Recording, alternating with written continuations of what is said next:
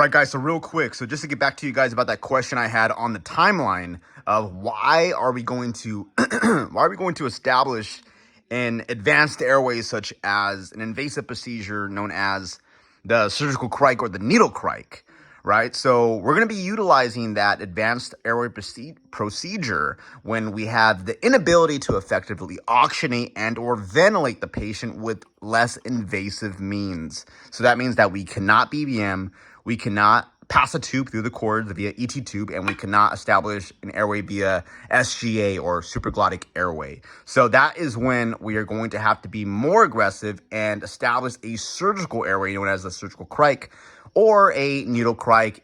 In my scope, it's 8 years and below, we're going to establish a needle cric.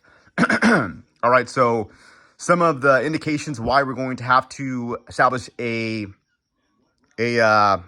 surgical cric or needle cric is when we have to bypass essentially all of the upper airway pretty much. So this is because of severe gross trauma to the face or upper airway. So for instance, maybe a GSW or severe traumatic injury to the face and we cannot pass the tube or establish a proper seal with the BBM, or even superheated gases, airway swelling because of all of that adenomous that's going to happen within the airway where it's going to just swell up as a protective measure. So we can't pass a tube because it's been too long. So we didn't secure it in time. So we're going to have to bypass all that upper airway and cut right into this cricothyroid membrane.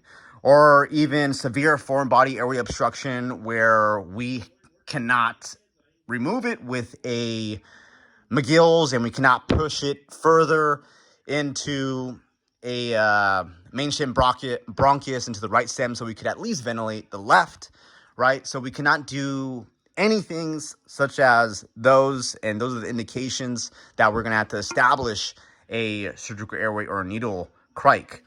All right, so what we have here is the anterior portion of the trachea. You're going to have the thyroid cartilage. This is going to be the apex, the most highest bony prominence of the thyroid cartilage. All right, this is not made of bone, it's made of cartilage. Right up here is going to be the hyoid bone right over here, and you're going to have the thyroid notch. Right, it's going to butterfly out on both sides, and right after this mountain peak, you're going to eventually fall into this lake.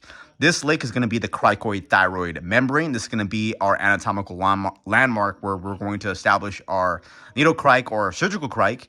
And eventually the lake is going to be surrounded by mountains. It's going to be the cricoid rings. Eventually we're going to taper off into the carina where it's going to bifurcate into the left and right main stem bronchus. Oh my gosh, I can't even talk. All right.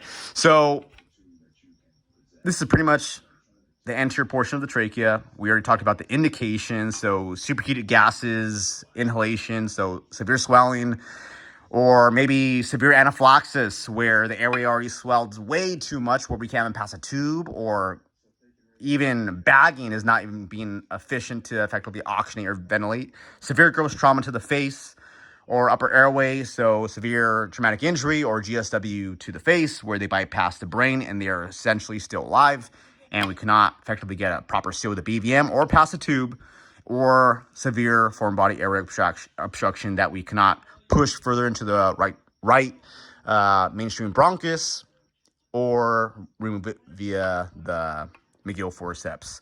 So this is going to be pretty much a little rundown.